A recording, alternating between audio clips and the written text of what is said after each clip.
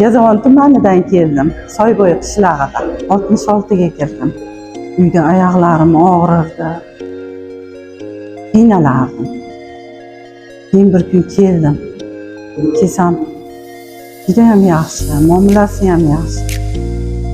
6 kun lecheniya oldim.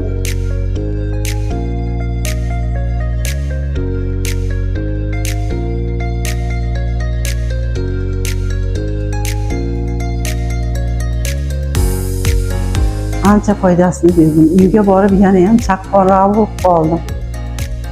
Endi ikkinchi etapiga keldim. Ajomas mana o etapida yana ham chaqqon bo'lib qolsam.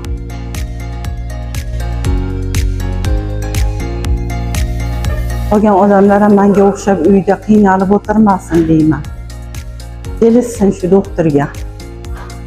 Kelsin, lecheniyalar olinsin, yaxshi bo'lib qolib yursin. Mashg'ulot qilib Shukrulloga ham rahmat. Qani joni sog' bo'lsin, shetda ochgan. Umri uzoq bo'lsin, bola chaqalarning rohatini ko'rsin ilohim.